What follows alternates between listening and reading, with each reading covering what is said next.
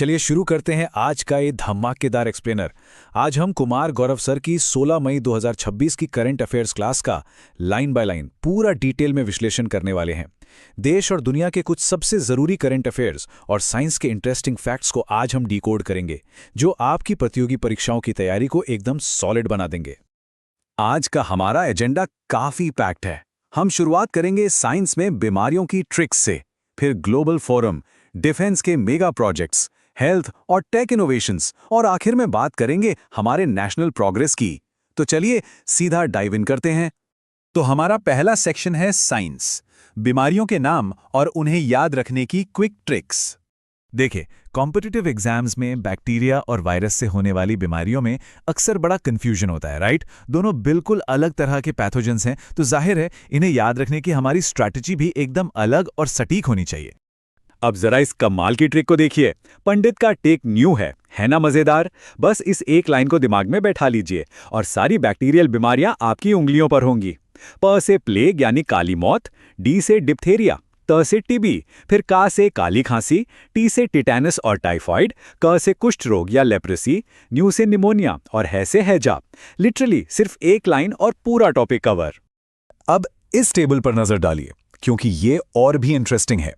Virus के लिए हमारी ट्रिक है रचना हमें पानी दो। इससे आपको रेबीज, चिकन पॉक्स, डेंगू और इबोला एकदम याद रहेंगे। और प्रोटोजोआ के लिए पापा काम पे सोते हैं।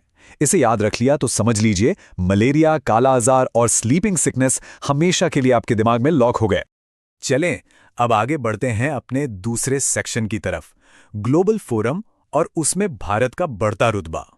अगर हम इस टाइमलाइन को देखें तो मई 2026 में न्यूयॉर्क में 21st UN forum on forest आयोजित हुआ।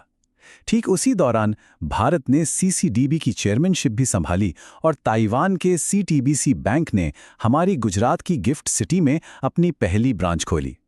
ये सारी चीजें साफ दिखा रही हैं कि दुनिया भर में भारत का इन्फ्लुएंस कितनी तेजी से बढ़ रहा है।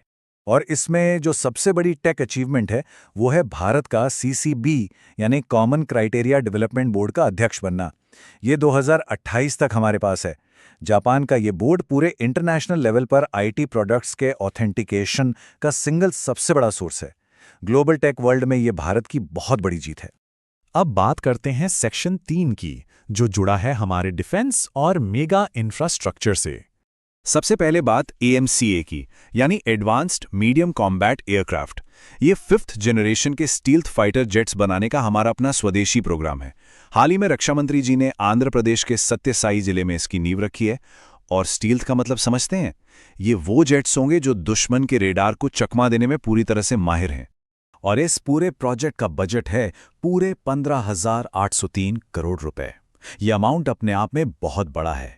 इससे ना सिर्फ हमारी एरोस्पेस पावर बढ़ेगी, बल्कि सीधे तौर पर 7,500 नए जॉब्स भी क्रिएट होंगे। अच्छा, अब इस सवाल पर थोड़ा विचार कीजिए।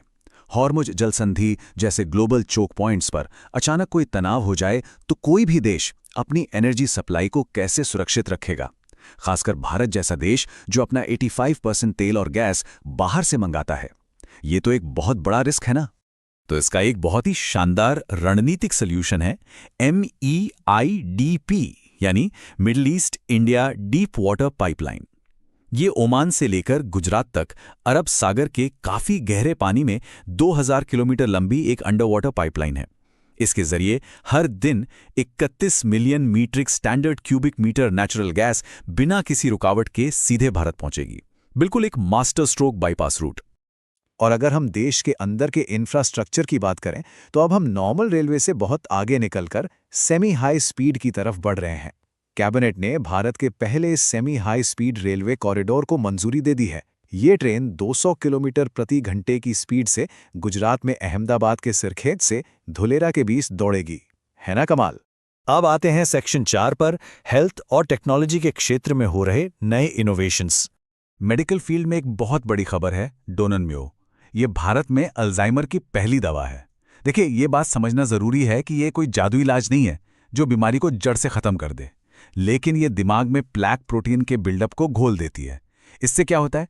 याददाश्त जाने की जो स्पीड है वो काफी कम हो जाती है।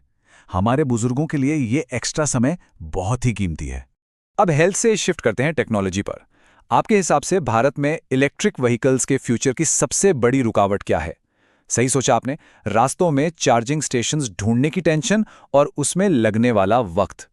और इसी प्रॉब्लम को सॉल्व करने के लिए भारी उद्योग मंत्रालय ने लॉन्च किया है यूनिफाइड भारत ई चार्ज। भेल का बनाया हुआ ये एक नेशनल ईवी चार्जिंग प्लेटफॉर्म है। अब आपको अलग अलग ऐप्स नहीं चाहिए, देश भर के चार्जर्स की सारी जानकारी इसी एक डिजिटल प्लेटफॉर्म पर मिल जाएगी। लिटरली ये ईवी इकोसिस्टम के लिए एक गेम चेंजर होने वाला है। और अब हमारा आखिरी और 5वां सेक्शन, नागरिक कर्तव्य और राष्ट्रीय प्रगति, मेरा भारत मेरा योगदान। देश के फ्यूल को बचाने के लिए दिल्ली सरकार का मेरा भारत मेरा योगदान अभियान बहुत ही दिलचस्प है। इसमें 3 मेन स्टेप्स हैं: हफ्ते में 2 दिन वर्क फ्रॉम होम, आदि सरकारी मीटिंग्स को ऑनलाइन करना और फ्यूल बचाने के लिए व्हीकल फ्री डे को प्रमोट करना। भले ही ये स्टेप्स आपको छोटे लगें, लेकिन नेशनल लेवल पर जब ये एक साथ होते हैं तो इनका इम्पैक्ट बहुत बड़ा होता है। ये कोटेशन देखिए, जो हम सबके लिए एक बहुत पावरफुल मैसेज है। ईंधन बचाएं, राष्ट्र के लिए काम करें और भारत के भविष्य को आगे ले जाने वाले सच्चे युवा बने। मतलब जब हम रिसोर्सेज बचाते हैं, पूरी मेहनत से अपनी पढ़ाई करते हैं, तो हम सिर्फ अपना नहीं बल्कि पूरे देश का फ्यूचर ड्राइव कर रहे होते हैं। तो इस पूरे एक्सप्लेनर के बाद एक सवाल आपके लिए छोड़ के जा रहा हूं। आज जब हमारा भारत 5th जनरेशन के फाइटर जेट्स और गहरे समुद्र में गैस पाइपलाइन जैसी चीजें बना रहा है, तो इस उभरते हुए देश में एक नागरिक के तौर पर हमारा डेली कंट्रीब्यूशन क्या हो सकता है, इस पर जरूर